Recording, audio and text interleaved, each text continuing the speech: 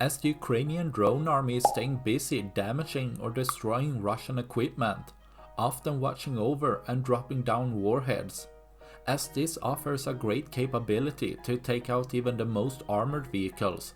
The Ukrainian drone army sometimes only need to watch, as their job is done for them.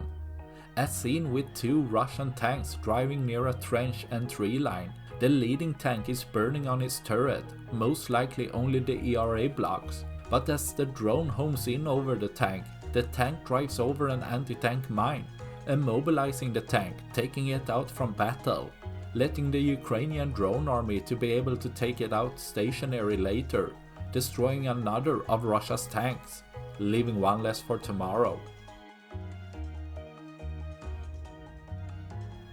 That's all I had for this video. Please like and subscribe for more. Thanks for watching. Bye.